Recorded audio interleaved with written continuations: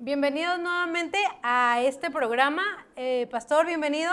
Dina, es un gusto estar de regreso contigo en la sobremesa. Así es un gusto para nosotros poder estar nuevamente en este espacio para poder contestar las preguntas del sermón que tuvimos el domingo pasado. Si usted no ha visto por alguna razón el sermón, puede ir al canal de YouTube y ahí va a encontrar el sermón. Aún son carnales, es el sermón de este domingo.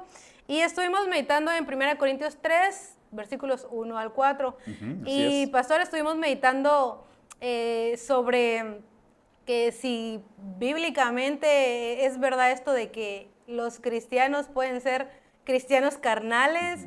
Y la verdad es de que fue un sermón muy confrontante y creo que fue muy aclaratorio, pero a pesar de eso, pues también surgen dudas que en este espacio vamos a contestar. Así Pues que, vamos a pastor, intentar contestar. así es que Sí, vamos sí, sí. a empezar. Y en el sermón se estuvo hablando sobre, bueno, Pablo hace mención, ¿verdad?, de que él tenía que estar tratando a los corintios como si todavía necesitan ellos tomar leche en lugar de un alimento más sólido. Y, y una de las preguntas que surgió de nuestros hermanos es cómo nosotros podemos llegar a ver realmente cómo nosotros podemos tratar a una persona que se ha alejado en la cuestión de alimento. Esta persona necesita un alimento blando, necesita un alimento sólido, más reprensión, o qué tipo de alimentos le podemos proveer a esta persona, pensando en que como cristianos pues queremos ayudar a esa persona que se ha alejado para que vuelva a la fe. Bueno, lo primero que diría es que lo que esa persona necesita es el Evangelio. Hay esta tendencia a pensar, y aún entre los cristianos, que el Evangelio es esa papilla espiritual, es la leche espiritual. Y entonces, una vez que nosotros ya hemos crecido, ya no necesitamos el Evangelio. Ahora, ponemos el Evangelio ahí con los demás alimentos para bebés y ahora vamos a comer otra cosa. Y creo yo que este es un error. Bien lo decía Keller, pues usando otra figura, que el Evangelio no es el ABC de la vida cristiana, es el A a la Z de la vida cristiana. Pablo a los romanos les dice lo siguiente en Romanos 1.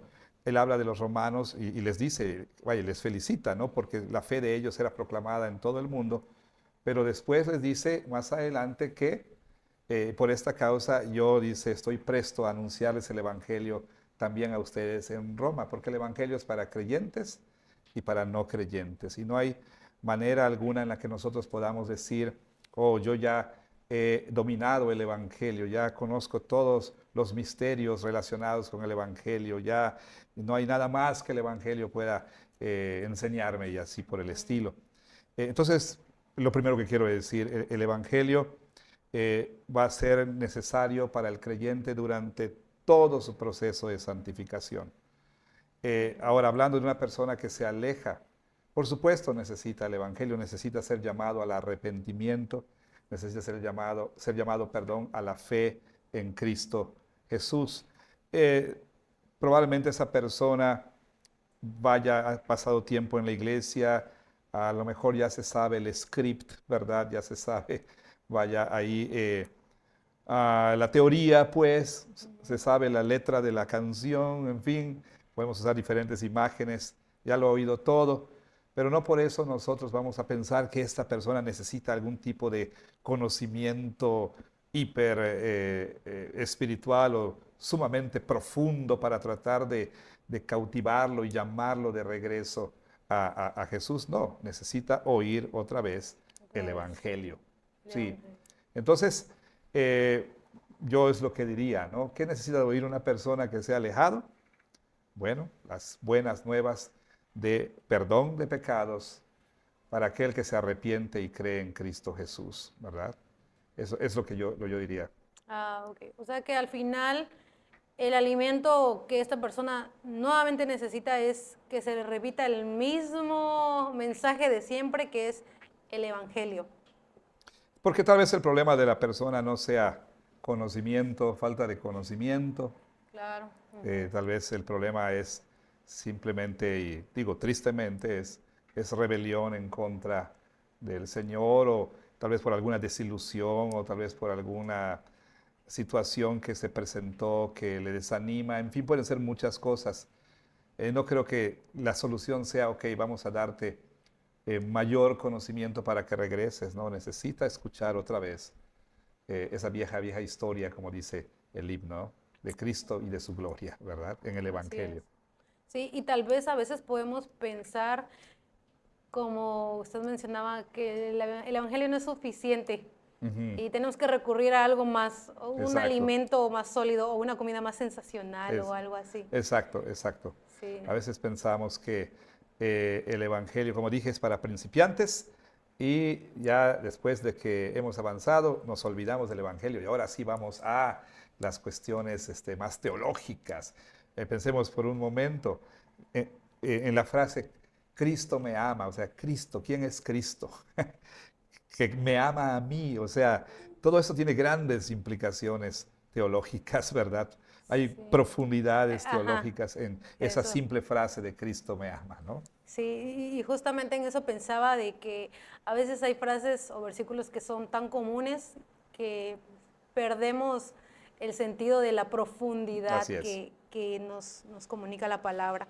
Gracias, pastor. Y hablando de este alimento blando para algunos, sólido para otros, pastor, ¿cómo nosotros, y la pregunta es, cómo con ejemplos prácticos nosotros podemos ver que una persona ya es una persona madura que come carne sólida?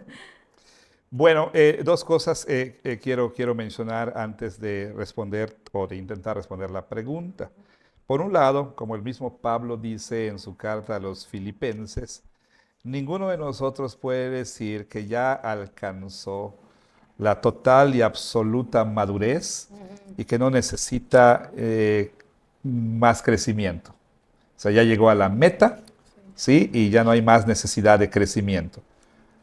El mismo Pablo dice a los filipenses, yo mismo no pretendo haberlo alcanzado, dice, sino dice, yo prosigo a la meta, al supremo llamamiento en Cristo Jesús, ¿no? Entonces Pablo mismo dice, hey hermanos, no piensen que yo ya llegué a la meta, no piensen que yo ya tengo todas las respuestas, ya lo sé todo, etcétera, ¿no? Eso es por un lado.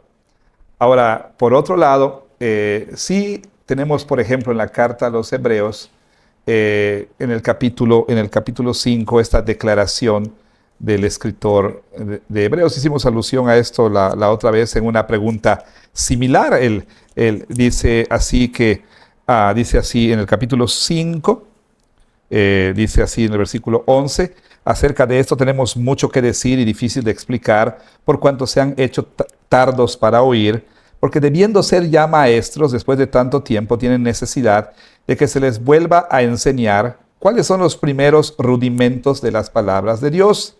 Y han llegado a ser tales que tienen necesidad de leche y no de alimento sólido. Y todo aquel que participa de la leche es inexperto en la palabra de justicia, porque es niño. Pero el alimento sólido es para los que han alcanzado madurez. Y aquí explica quiénes son los que han alcanzado madurez. Para los que por el uso tienen los sentidos ejercitados en el discernimiento del bien y del mal. Bueno, si aparentemente contradecirme por lo que dije en la pregunta anterior, en mi respuesta, no es que el Evangelio debe ser considerado como leche y papilla espiritual, pero el escritor de Hebreos habla de los rudimentos de la doctrina, de los rudimentos, de las palabras de Dios. Y él más adelante habla de cuáles son algunos de estos rudimentos. Y él pone en esa lista, lo dice claramente, cosas que nosotros consideraríamos que, eso es nada más para los teólogos y para los eruditos, ¿no? ¿Y a qué me refiero? Si regresamos una vez más a Hebreos 5, leemos lo siguiente. Por tanto, ya dejando los rudimentos de la doctrina de Cristo, Vamos adelante a la perfección, no echando otra vez el fundamento del arrepentimiento, de la fe en Dios, de la doctrina de bautismos, de imposición de manos, de la resurrección de los muertos y del juicio eterno, ¿no? Él considera que todo esto son los rudimentos de la doctrina, son las cosas elementales, básicas de la doctrina. Por ejemplo, el credo de los apóstoles. Algunos de nosotros diríamos, pues esto es, wow, solamente reservado para aquellos que ya son teólogos. Pero, ¿qué es el credo de los apóstoles? Pues es un resumen, una síntesis, ¿verdad?, de la doctrina cristiana fundamental. ¿Sí? Que es algo que todo creyente debe creer, por supuesto. Ahora bien, creo yo que en cada una de estas doctrinas podemos ir profundizando, ¿verdad? O sea, nunca vamos nosotros a poder decir, ya sé todo lo que tengo que saber acerca del arrepentimiento, ya sé todo lo que tengo que saber acerca de la fe, ya sé todo lo que tengo que saber acerca del bautismo, y ya he agotado todo lo que ha de ser conocido acerca de tal o cual doctrina básica, ¿no? Entonces, aún hablando de estos rudimentos, ¿verdad? Siempre podemos nosotros ir profundizando en cada uno de ellos. Pero por otro lado, por supuesto, hablamos de que no todo en la escritura es igualmente claro y simple. Hay cosas más claras que otras y hay cosas más simples que otras, ¿sí? Esa famosa doctrina de la perspicuidad de las escrituras. Hay algunas cuestiones que son más claras que otras.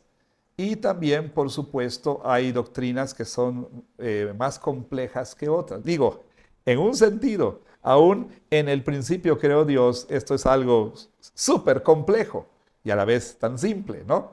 Pero por otro lado, podemos nosotros notar cuestiones que quizá a lo mejor no empezaríamos nosotros hablando a un recién convertido de si el milenio es antes de o después de, o si existe el milenio, o vamos a hablar acerca de que si el decreto de Dios ocurrió, el decreto de Dios de la caída ocurrió antes de su decreto de la creación. O sea, así me explico, eso presupondría algún conocimiento que pueda servir como base para ir entendiendo ese tipo de cosas, ¿no? Entonces, la pregunta decía ejemplos prácticos de, bueno, yo diría, por ejemplo, en nuestra iglesia tenemos diferentes niveles, ¿no?, de clases de escuela dominical. Y se supone que el nivel 3 presupone que una persona ya tiene ciertos conocimientos que le van a permitir entender lo que se está diciendo en esa clase. Entonces, dependiendo de dónde esté la persona en su crecimiento, es que yo le voy a proporcionar literatura, estudios bíblicos, o le voy a dirigir a ciertas conferencias, ¿verdad? Que yo sé que van a ser entendidas por la persona, ¿no? Entonces, tal vez si se refieren a ejemplos prácticos, nombrar títulos o algo así, bueno, no sé, pero lo que diría es que una persona creyente pues no va a quedarse toda la vida, ¿sí?, en la clase de catecúmenos, por ejemplo, ¿no? La persona tendría que ir avanzando en su conocimiento, ¿verdad? Aquí en la iglesia tenemos lo que llamamos el Instituto AIGES, pues que llama a las personas a un estudio más profundo, más serio de la palabra. No creo que todos igualmente, por ejemplo, una visita que llega y entra a la clase del Instituto AIGES, a lo mejor va a estar confundida porque no tiene terminología, no tiene una base doctrinal para ello, ¿no? Entonces sí habría que ser sabios en cuanto a qué una persona puede recibir, ¿no? No sé si satisfaga a la persona que hizo la pregunta, pero espero que sí. No, no, sí, ajá. Prácticamente es cómo esta persona está creciendo en el conocimiento de la palabra, en la profundidad de la palabra. Claro. Es una manera práctica de ver que es un cristiano que ya está comiendo un poquito más Sí, sólido. y una marca, diría yo, de esa madurez es que la persona no solamente pues come alimento, digamos, más sólido, sino que también, vaya, se alimenta por sí misma, ¿no? No Sí. depende No depende de únicamente otros. del Ajá. pastor o de alguien, sino que puede estudiar la palabra así por sí mismo. Y también puede enseñar a otros, ¿no? Entonces, eso obviamente va marcando el crecimiento de una persona. Sí, y quiero recordar algo que usted mencionó en el sermón. Usted mencionó de que Dios, cuando llegamos al Señor, el Señor nos cambia y cambia nuestra actitud. Y el conocimiento es el que nos lleva al crecimiento en la fe en el Señor, pero no necesariamente una persona que crece en conocimiento va a Claro, crecer en la práctica, en el cambio de así actitudes, es, porque aunque no nos estamos centrando así es. meramente en la conducta, estamos centrándonos en el corazón que está recibiendo esa palabra y que está siendo Y transformado por tocas esa un punto palabra. muy importante, sobre todo en nuestra tradición reformada, nosotros tendemos a ser muy cerebrales, muy intelectuales, y entonces por ahí nosotros tenemos una visión del ser humano, ¿sí? Que nos presenta al ser humano como un funco, un cuerpecito y una cabezota, ¿no? Es decir, tendemos nosotros a ser muy racionalistas, tendemos, como dije, a reducir a la persona humana a un cerebro con patas, ¿no? Y reducimos el discipulado a la transmisión de información Sí. y pensando que la mera transmisión de información va a hacer que la persona crezca en la gracia. Pero nosotros no somos esa máquina pensante de Descartes, ¿no? O sea, nosotros no somos simplemente Homo sapiens, también somos Homo adorans, somos seres litúrgicos. Nosotros somos seres de hábitos, seres de amores, como decía Agustín, ¿verdad? Nosotros amamos y deseamos y anhelamos.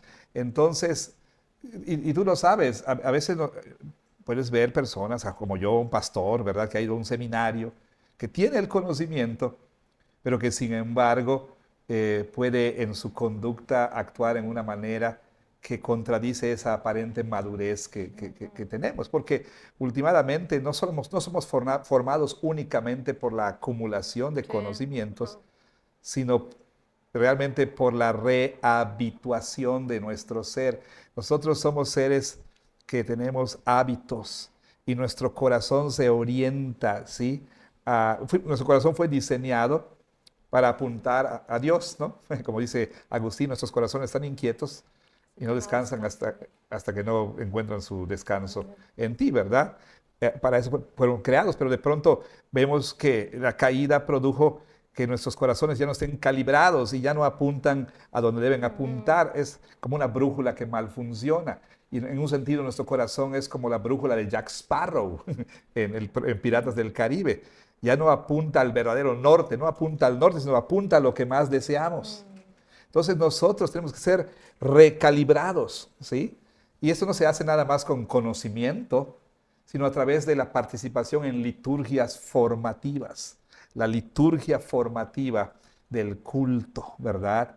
Esta repetición semanal, la liturgia nos va formando, va rehabituándonos, va recalibrando nuestros amores. No es nada más un asunto de recibo más conocimiento. Hay gente muy conocedora que es muy inmadura, ¿no? Espiritualmente hablando.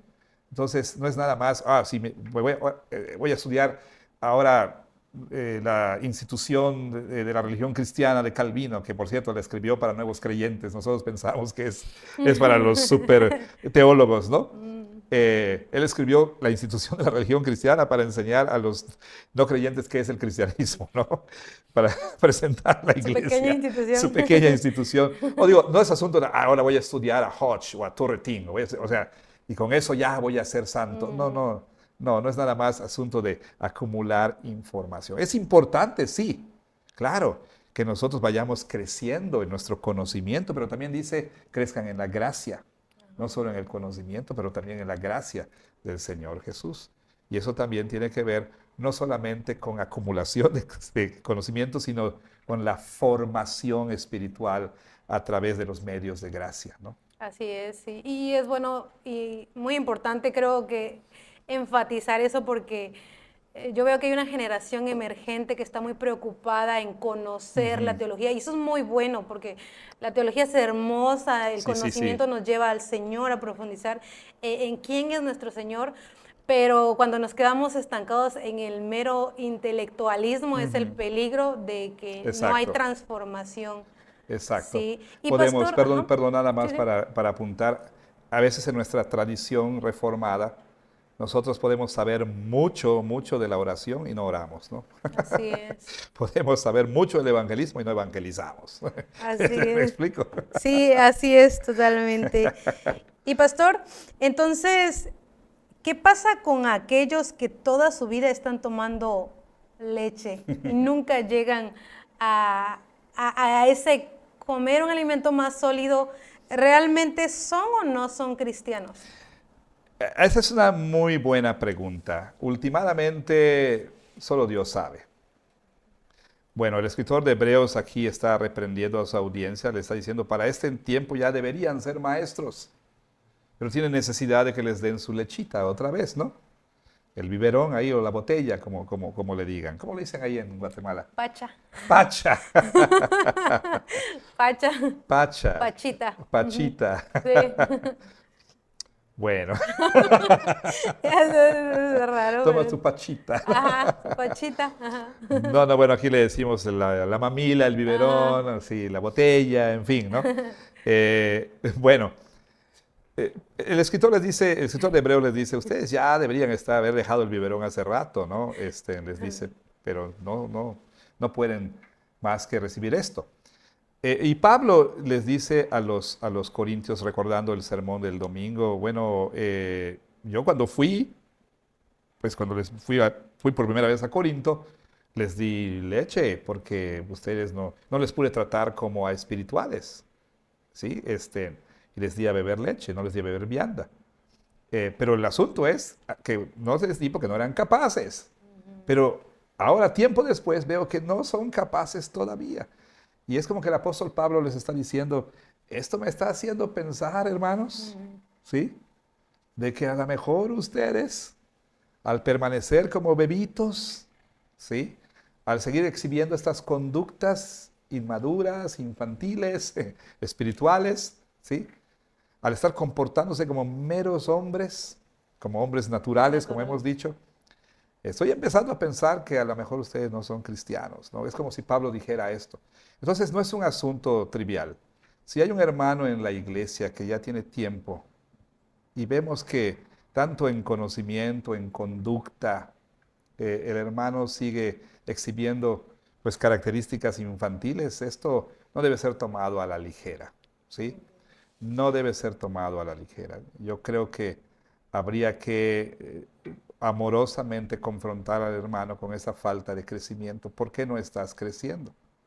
Una posibilidad es que no hayas nacido de nuevo, porque las cosas vivas crecen. Crecen.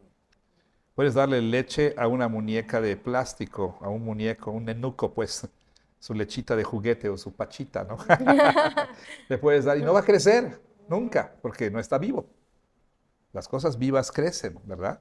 Entonces, yo diría que no hay que tomar eso a la ligera. Habría que confrontar a esa persona, ¿sí? Con la necesidad de examinarse seriamente. Sí, verdaderamente ha nacido de nuevo, porque Exacto. usted mencionó en el sermón de que realmente cuando el Señor por su Espíritu Santo regenera nuestro corazón y nos resucita nueva vida, esa vida empieza a crecer Claro, y definitivamente empezamos en ese proceso de santificación así donde es, vamos gradualmente creciendo cada vez más semejantes al Señor. así es. Entonces podríamos decir que si realmente una persona se la pasa bebiendo leche toda su vida, como Pablo, pues es válida la duda de decir, ¿realmente Sí, esa es mi eres lectura, es creyente? mi interpretación. Yo creo que Pablo les está confrontando muy seriamente ahí, ¿no? Les está diciendo, hey, esto que ustedes están exhibiendo en su vida no es algo que deben tomar a la ligera, ¿no? Ustedes, dice, eran carnales y aún son carnales, ¿sí? Y entonces, cuidado con eso, ¿verdad? Porque si no vemos cambio y transformación, pues, ¿qué está sucediendo ahí? Claro, dijimos en el sermón que en la santificación no es la velocidad lo que Sí. importa, sino la dirección. Pero habiendo dicho tal cosa, es importante que entendamos que aunque sea 1 centímetro, pero debe haber Pero, crecimiento, debe haber progreso, debe haber avance, ¿sí? En la vida de una persona. así es, sí, definitivamente. Y aunque a veces quisiéramos correr, a veces caminamos más lento, pasitos Claro, pequeños, pero estamos avanzando, estamos exacto, creciendo. exacto, exactamente. Y pastor, hablando de aquellos que toman leche espiritual, aquellos que llegan a la fe son como niños en Cristo que están Un recién mosquito llegando. aquí se metió al Sí, podcast. sí, la verdad es que estoy así con ganas de aplastarlo, pero no sé si hacerlo o no, si va a hacer ruido. Si ustedes nos ven que estamos ahí moviéndonos es porque hay un mosquito que se nos Quiere sus coló 5 minutos sí. de fama, ¿no? Eres 5 minutos en el podcast. Así es. Y pastor, hay personas que están llegando a la fe y pueden ser considerados como niños en Cristo, que están Claro. empezando a caminar con el Señor. ¿Y hasta qué punto nosotros podemos distinguir a un niño en Cristo de un no creyente? ¿Hasta qué punto podemos decir, él es ya creyente? O sea, él es creyente, él es maduro. Claro. Bueno, tenemos que entender que Pablo y los demás escritores del Nuevo Testamento, ellos trataban con la iglesia visible, ¿sí? Ellos, en ese sentido, podían hasta cierto punto tener más o menos seguridad de que aquellos a quienes se dirigen son creyentes. Sin embargo, ellos predican el Evangelio y llaman al arrepentimiento en sus escritos a las iglesias, porque últimamente solo Dios sabe quién es verdaderamente regenerado. Sabemos nosotros que Jesús habló de la parábola del trigo y de la cizaña, ¿no? Y lo interesante de esa parábola, entre otras muchas cosas, es que el trigo y la cizaña, en etapas iniciales de su crecimiento, de su desarrollo, son prácticamente indistinguibles, ¿no? Entonces, por eso es que cuando la persona dice, Señor, ¿qué hago? ¿Los arranco? Dice, no, no sea que arranques una o arranques la otra, ¿no? Esperemos que crezcan y ya se van a diferenciar, ¿no? Entonces, ciertamente nosotros nunca vamos a poder tener la absoluta certeza que una persona es creyente, aquella que ya nació del Espíritu, que ha sido regenerada. Por supuesto que hay algunas cosas que son indicadores, ¿verdad?, que nos permitirían tener más o menos certeza de que esa persona ha nacido de nuevo. Por regla general, cuando una persona está mostrando ese fruto del Espíritu, en su vida vemos la obra de gracia del Señor, vemos que hay arrepentimiento, una vida cambiada, podemos nosotros con más confianza decir esta persona es cristiana y tratarla como cristiana, ¿no? Pero por otro lado, cuando la persona profesa ser cristiana, pero no está dando evidencia, bueno, Jesús dijo, por sus frutos los conocerán. Ahora bien, la pregunta tiene que ver con niños en Cristo. ¿Cómo sé si es un niño en Cristo o de plano es un no creyente? Bueno, en ese sentido, aunado a lo que ya he dicho, tal vez una de las cosas que marcarían o nos darían más seguridad de que es un cristiano es que pues esta persona va a ir creciendo, mientras que el no cristiano se va a quedar ahí. ¿Se me explico? O quizá va a ir retrocediendo, porque en la vida cristiana o progresas o regresas, ¿sí? No hay tal cosa como quedarte estancado, ¿no? Entonces, yo no pudiera decir, oh sí, podemos nosotros con absoluta certeza distinguir y decir, este es un verdadero cristiano, es alguien que ha nacido de nuevo y este no es. O sea, ¿a qué me refiero? Bueno, una persona ha profesado fe, ¿sí? Ha profesado fe en Cristo. Entonces, quizá esas etapas iniciales es demasiado pronto para que nosotros tengamos esa plena certeza, ¿no? Claro. Sí, yo debo tratarlo de acuerdo a su profesión de fe, pero recuerda que un creyente no es el que comienza, es el que termina. Lo que marca últimamente la veracidad de esa profesión de fe es la perseverancia, ¿sí? No la profesión inicial de fe. Y también debemos ver esa progresión en la vida. Entonces, a veces se comete ese error de garantizar a la persona que hizo la oración del pecador, ¿no? Y que pasó al frente, que levantó la mano y dijo, sí, yo quiero recibir a Cristo, y pasó al frente.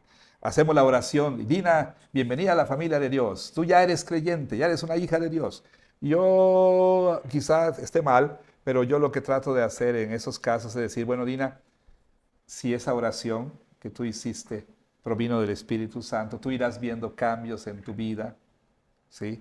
Que te van a ir mostrando que hay obra de gracia en tu vida, ¿no?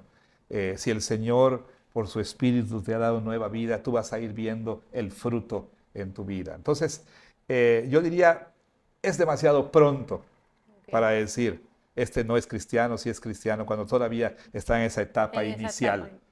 Yo tendría el deber, si la persona profesa fe en Cristo, inicialmente tendría el deber de, bueno, con base en su profesión, pues debo yo entonces decir, debo inclinarme a creer que es cristiano, pero nunca decir tengo absoluta certeza de que es cristiano, porque eso es solamente Dios, ¿verdad? ¿Qué es lo que busca, por ejemplo, el consistorio cuando examina a los candidatos a la membresía? ¿Certeza? ¿Es absoluta certeza de que la persona es salva? No, lo que buscamos es una fe creíble, ¿sí? Hasta donde podemos determinar, ¿sí? Y una vida creíble. Entonces, si una persona, pues es un bebé en Cristo, vamos a decirlo así, y pasa el tiempo y la persona no cree, y ahí está Dina lidiando con el mosquito que se metió aquí. Sí, bueno, si esa persona continúa así, entonces yo sí puedo empezar a tener mis dudas, ¿sí? Mis dudas con respecto a esa persona. Entonces podríamos decir que en esa etapa inicial daríamos un juicio muy rápido y deberíamos de esperar cómo la persona va caminando en el Señor, y a medida que va caminando, cómo va Dios transformando su vida, cómo hay más cambios evidentes. Sí. Y bueno, o sea, la persona profesa fe. Nosotros obviamente vamos a tratar a nivel de iglesia visible. La iglesia invisible, los verdaderamente regenerados, solo Dios sabe. Pero pues la persona está dando evidencia, entonces debo tener más confianza de que la persona es cristiana. Sí, y la palabra habla mucho de las evidencias que da el creyente. Claro, por sus frutos los van a conocer, exactamente. Pero sí, creo que sí queda muy claro que en esa etapa no podemos dar un juicio muy pronto, ¿verdad? Bueno, por lo menos decir, no podemos tener absoluta certeza de que quien profesó fe y que está en sus primeros pasitos va a perseverar hasta el fin. Así es. No podemos tener absoluta certeza. Y pastor, en Juan 6:63, le voy a leer, dice, el Espíritu es el que da vida, la carne para nada aprovecha. Las palabras que yo os he hablado son espíritu y son vida. Y aquí vemos a Jesús hablándole a los judíos. Y la pregunta de nuestro hermano es si este versículo de Juan 6:63 tiene alguna relación con lo que Pablo ha estado hablando a los corintios respecto a la carne. Sí, mucho. ¿Qué dice Jesús? Hay que ver el contexto, versículo 60. Bueno, y un poco más de contexto. Es cuando Jesús alimenta a los 5,000, ¿sí? Y entonces una muchedumbre empieza a seguirle porque pues alimentó con pan a mucha gente. Y entonces pues la gente empezó a buscar a Jesús. Y Jesús se voltea y les dice, ustedes me buscan, solo me buscan por el pan que les doy. Y voy a parafrasear aquí. La gente decía, ay, no, ¿cómo crees, Jesús? No, ¿cómo crees, Jesús? Bueno, yo soy el pan de vida que descendió. Está muy bonito eso, Jesús, pero ya es hora de las Krispy Kremes, ¿no? O sea, ¿a qué hora sacas la barra de francés, ¿no? ¿A qué hora es el pan de elote, ¿no? ¿Quieren pan? Yo soy el pan. Bueno, sí, Jesús, pero a qué hora vamos a comer pan? No, no, yo soy el pan. El que tiene hambre, come de mí, no tendrá hambre. Ah, no, Jesús, ya en serio. Bueno, es que yo soy el pan. ¿No va a haber pan? No, yo soy el pan. ¿Pero ya no vas a dar más pan? No. Ah, y la gente, pues se fue, ¿no? Lo abandonaron. Claro, yo estoy dando la versión así bastante resumida. Jesús empezó a hablar y luego les dice esto en el versículo 60.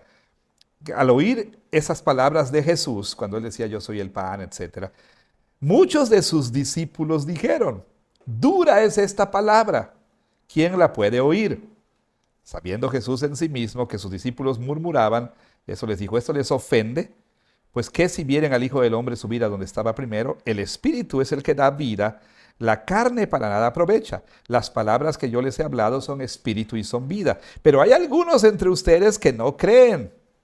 Porque Jesús sabía desde el principio quiénes eran los que no creían y quién le iba a entregar.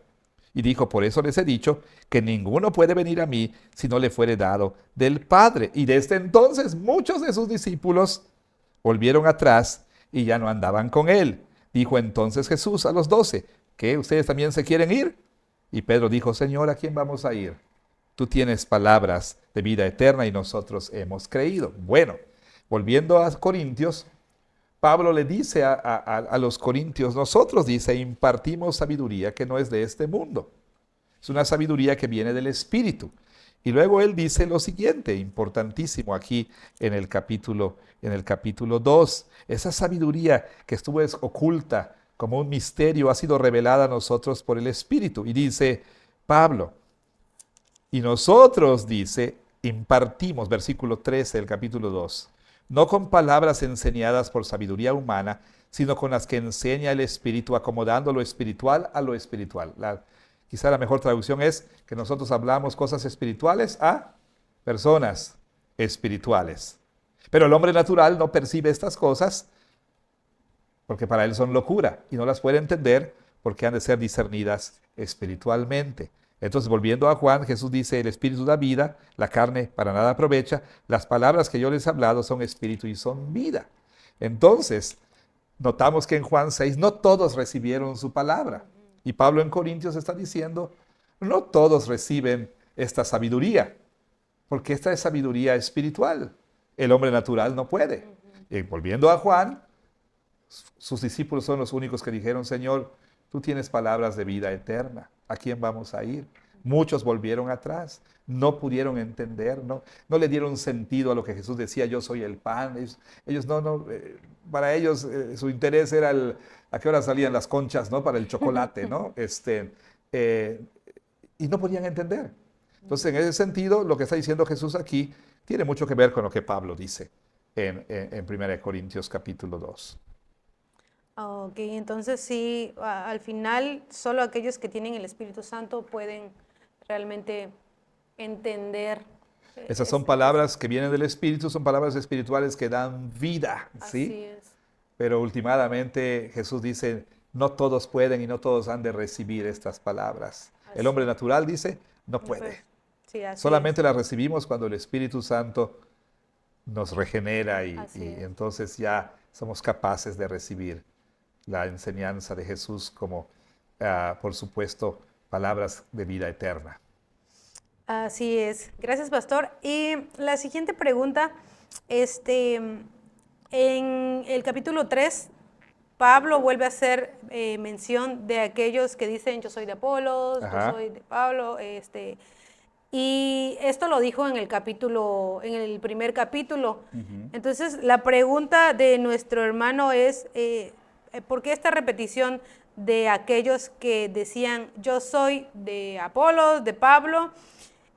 Yo soy era porque realmente ellos estaban haciendo énfasis más en ellos mismos, de yo soy, como que si la centralidad era en sí mismos, como si ellos fueran el centro, los propios dioses. Es la pregunta de nuestro hermano. Si la persona que hizo la pregunta está pensando que al decir ellos yo soy, están usando el nombre de Yahweh, de Yahvé o Yahweh o Jehová, no va por ahí el asunto, ¿no?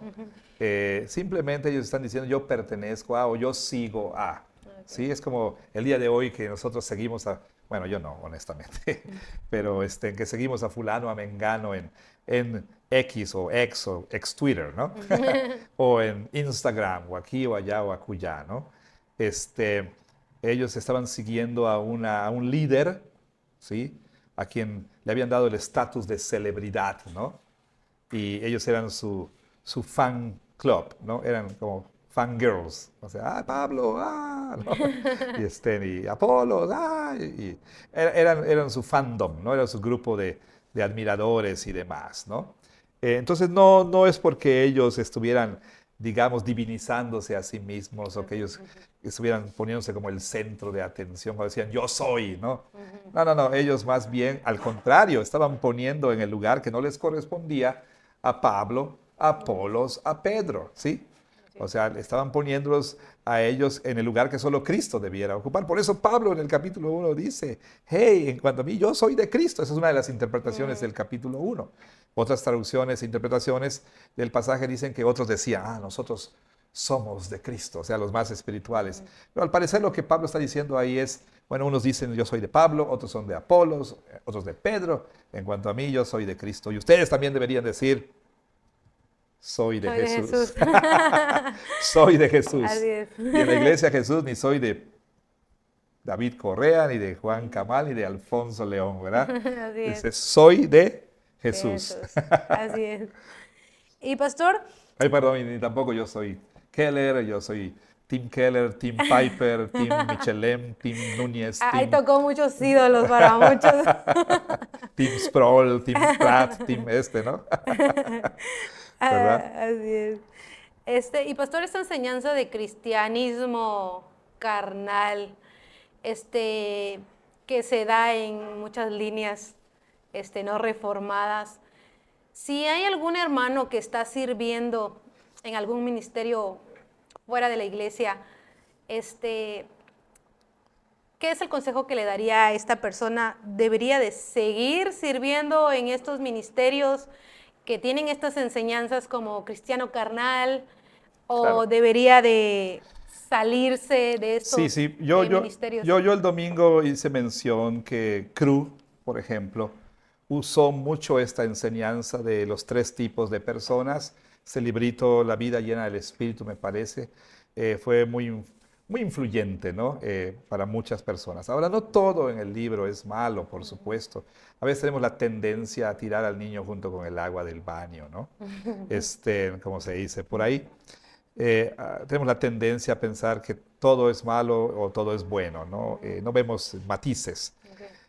Claro que habrá que tener mucho cuidado porque algunas cosas pueden ser muy nocivas más que otras, entonces habrá que tener mucho cuidado. En cuanto a esta enseñanza, yo no me atrevería a descalificar a CRU o a cualquier otro ministerio pues, por este asunto, pero por otro lado, yo sí diría que si se sigue enseñando esto en esos ministerios para eclesiásticos, en esas organizaciones, yo diría que deberían dejar de enseñar esta falsa doctrina del cristiano carnal. No hay tal cosa como que tú tienes a Jesús como tu Salvador, pero no como tu Señor. No hay tal cosa que yo puedo seguir viviendo en la carne. La Biblia, Pablo y el Nuevo Testamento entero no saben absolutamente nada de esto, ¿sí? Entonces es una enseñanza muy perjudicial, muy dañina y que puede llevar literalmente a una persona al infierno, porque ella puede pensar que es suficiente tener a Jesús como su seguro de vida y seguir su mismo estilo de vida que siempre ha vivido sin cambiar, ¿sí? Sin arrepentimiento, ¿sí? Sin cambio de conducta, sin cambio de manera de pensar, de cambio de prioridades, valores, etc. Es que Jesús es mi salvador, o sea, no importa lo que yo haga, al final del día Jesús me va a salvar. No. Si nosotros estamos pensando y creyendo esto, estamos muy equivocados. Entonces, en ese sentido, habrá que tener mucho cuidado, ¿verdad?, con la enseñanza de tal o cual organización. Y si esa organización está enseñando algo semejante a esto, bueno, yo diría, habría que pensar con mucha seriedad si esto no va a afectar mi vida, ¿verdad? Y si fuera así, pues tendría que tomar la decisión de de alejarme de tal organización. De nueva cuenta, yo no puedo decir por este simple hecho, todo lo que Cruz hace es malo, ¿no? Porque muchas personas han sido bendecidas a través de Claro. este ministerio. Claro está que si no lo han hecho, pues deberían, creo que sí, pero bueno, si no lo han hecho, deberían prestar atención a esa enseñanza que ha confundido a muchas personas y que ha dado una falsa seguridad a otras, ¿no? Entonces yo diría, pues sí, sí, no es un asunto trivial tampoco, ¿verdad? Y media vez, ya conociendo un poco más de la palabra, pues también es una oportunidad para poder corregir esas malas enseñanzas Exacto, si exacto. estás ya dentro de Sí, sí, sí. Por ese ejemplo, ministerio. yo he llegado a entender esto y estoy asistiendo a alguna reunión de crew y demás. Tal vez debería hablar con mis líderes y preguntarles, hey, ¿ustedes siguen pensando así? ¿Siguen enseñando esto? Y si es sí, bueno, entonces decir amorosamente, bueno, mira, yo no creo que esto sea así, por esto, esto, aquello y lo otro. Y si hubiera la insistencia, por ejemplo, en el discipulado a los nuevos creyentes, impartirles esa doctrina, pues a lo mejor sí uno debería decir, no, ¿sabes qué? No, yo no puedo participar con este método de discipulado, con este contenido de discipulado, porque no creo que esa enseñanza sea correcta. ¿Sí? Así es. Muchas gracias, pastor. Y ya, para terminar nuestra ¿Cómo que para última terminar? pregunta. Dime la verdad, ¿te está presionando el Sí, productor? pues sí, ahí siento la presión de nuestra producción. ¿Sí? ¿Hay presión? Hay presión especialmente de mi esposo y su hijo. ¿Ah, sí? Pero pues, la última pregunta, y creo que es la más corta. ¿Ah, sí? ¿Por qué tarda tan poco la sobremesa? Esa es la pregunta. Y yo creo que ya les dimos la ¿Oyeron respuesta. eso, producción? ¿Oyeron eso? Sí, Porque realmente hay hermanos que, sin duda alguna, disfrutan también como nosotros la sobremesa pues qué y bueno. nos Mira, preguntan del por qué está tardando tan poco. bueno, ¿en serio? ¿Es en serio?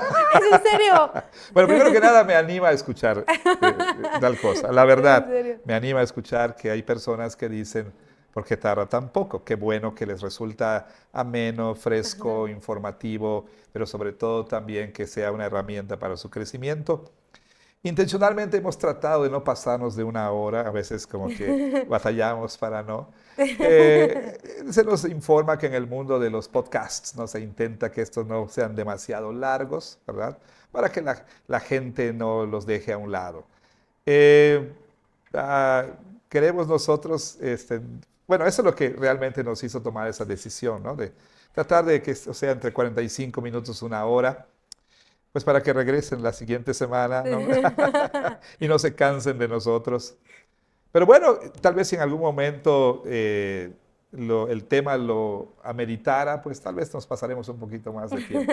La verdad, miren, una anécdota así personal. Recuerdo en una ocasión fuimos a pasar el día de Navidad en casa de mi mamá, de mis papás, y mi hermano encargó ahí un buen carnero en barbacoa, ¿no? Llegaron los tíos, hermanos de mi mamá, y me acuerdo que sacaron la mesa al jardín trasero ahí de la casa de mis papás. Entonces nos sentamos a comer a eso de las 1:30, 2 de la tarde. Y comimos, disfrutamos la comida en familia y demás. Y luego vino la sobremesa. Y en serio, nos dieron las 4, las 5, las 6, oscureció. Las señoras entonces fueron por el pan dulce, o de dulce, como le dicen en otros lados. Hicieron el chocolatito ahí batido, el cafecito, y la sobremesa siguió hasta las 10 de la noche, qué sé yo. Es lo que ocurre cuando hay una buena sobremesa, ¿no? Que no quieres Sí, ni levantarte y quieres seguir disfrutando de así la es. conversación. Espero que la gente lo siga sintiendo así, que no lo encuentren como algo tedioso, aburrido, sino al contrario, como algo que de verdad viene a ayudarles a crecer en gracia.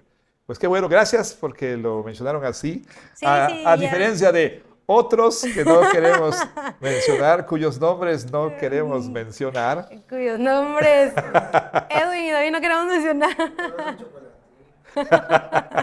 Pero gracias, gracias. Vamos a hacer lo posible para que sigan sintiendo que se les fue el tiempo así. Sí, y hermanos, de verdad agradecemos a todos ustedes porque pues varios nos han hecho comentario de que siguen el podcast y de verdad los animamos a que puedan tomarse este tiempo. Yo sé que a veces por todos los quehaceres del día a día no podemos sentarnos a ver el video, pero sí podemos escucharlo. Entonces, creo que es una de las ventajas, ¿verdad?, de los podcasts, que no necesariamente tienen que estar viéndonos a nosotros, sino pueden hacer muchísimas cosas mientras están escuchando el podcast. Y primero Dios, pues más adelante también vamos a subirlos a alguna plataforma donde solamente puedan escucharlo, pero los animamos a que sigan en sintonía de esta sobremesa. Es un gusto para mí, pastor, compartir con ustedes este tiempo. ¿Ah, ya se acabó? Y sí, ya se acabó, sí. Ya se Bueno, acabó. pues entonces, gracias. Y gracias a ustedes, hermanos. Y pues nos vemos, Dina, si Dios quiere, en la próxima sobremesa. Así es. Hasta la próxima, hermanos.